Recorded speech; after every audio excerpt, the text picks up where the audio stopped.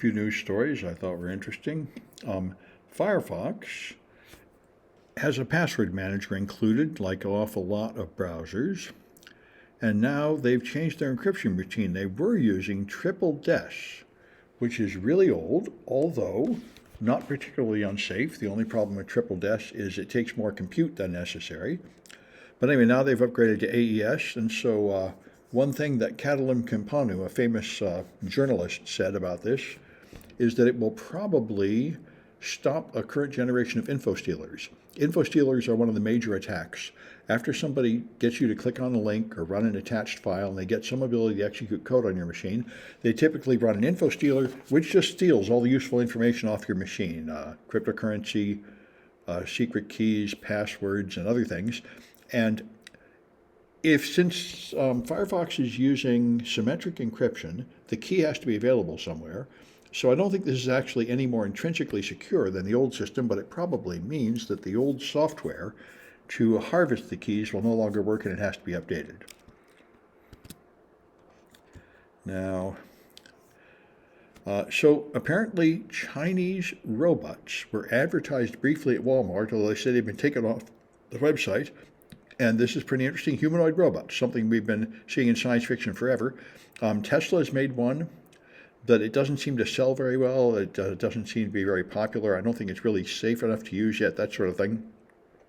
But apparently they've got them on, at least they had them briefly at Walmart for about $21,000. You could get a humanoid robot and a dog-type robot. So they may be coming. Apparently not really for sale in America yet. Large language models currently generate text one word at a time, and so it takes a long time and a lot of steps to generate a long text. And what Apple has done is make a diffusion model. And a diffusion model, instead of generating words one at a time, generates all the text at once. And it has some comparisons across it to improve the context and consistency and stuff. But the end result is it can be apparently 128 times faster to generate comparable text. So this may help. There are a lot of problems with AI. Financial problems are the big ones. Currently, the AI data centers consume far more power than can be paid for by the cost they're charging for it. And so they really need to make AI much faster and much cheaper if it's ever going to become financially viable. So this may be a significant improvement. We'll see. The United States was not a democracy in a pure sense when formed because women couldn't vote and black people couldn't vote. And really, it did not become a democracy until 1964, when we became a full democracy with the passing of the Voting Rights Act. And we continued in that state for about 30 years. And anyway, it was reversed, maybe more than 30 years, but around, I think, 2008 or so, the Supreme Court gutted the Voting Rights Act as Now, the people who never really agreed with giving women and black people full rights in America, basically the southern states and the Confederates, have always wanted to reverse this. And they're not content with the resolution of the Civil War. And so they wanted to reverse it, and they had a very long, careful plan to pack the Supreme Court with conservatives that would help them roll back those rights.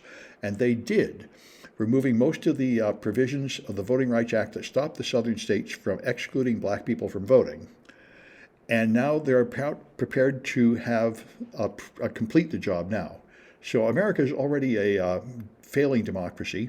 There's a scale from 0 to 100 of an international scale, and we're down to like 75, primarily because of all the executive orders from Trump, no checks and balances and things like that. We're basically a dictatorship in many ways now. And if Trump succeeds in invalidating the votes in the cities with military force, which he is preparing to do next year, then we'll pretty much have declined into a total dictatorship.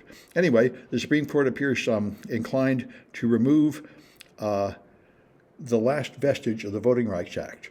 Now, the southern states would like to readjust the boundaries of their state lines so that no black people can get elected at all by carefully splitting up the black people so they're outnumbered by so-called conservatives, white supremacists, in every district.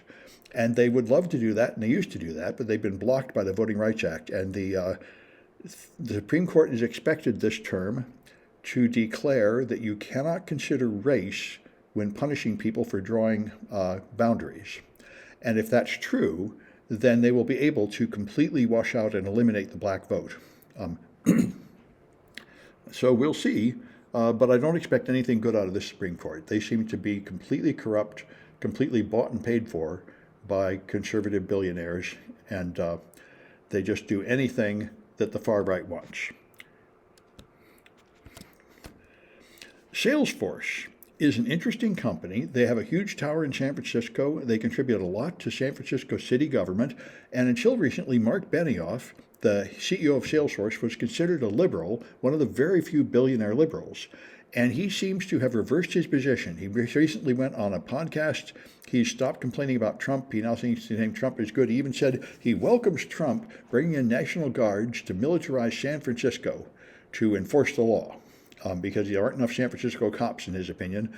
And so he's now been sort of removed. He was going to have a public event with a San Francisco government official, but he has canceled that because he seems to have switched to the other side.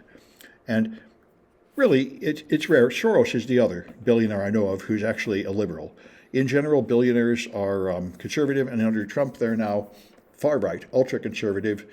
They want to go back to the Gilded Age like 1900 when the billionaires just could take everything and there were no unions, no workers' rights, no civil rights, and they could just trample on people all they wanted in order to get richer and richer. And that seems to be where Benioff is going, which is logically where he probably should have been all along, like any other billionaire. Anyway, he's going to invest in San Francisco to continue to make it an AI hub, so we'll see what comes of that. His company is pushing their AI agents a lot. So this is a cute idea. If you want to make a security system, you can take an old cell phone and make it into a camera to monitor your home. So that sounds quite practical. I've got a bunch of old phones at home. I suppose I could do that. Anyway, it's not a bad little project. And I'm using Proxmox. This one here. I have quite a few students who have very weak Windows computers and can't really get much of anything done. And one of the many problems with their Windows computers is the hard drive is all full.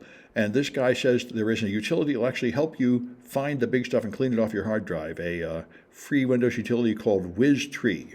So this may be useful because the default Windows utilities make it very difficult to find out what's clogging up your hard drive.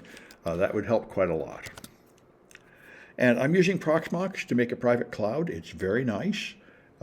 But apparently, if you want to go beyond a single server private cloud, or maybe two servers, you want to scale up to a cluster to make your own private cloud, Canonical's product microcloud, which is Canonical is the maker of Ubuntu, is the next step up.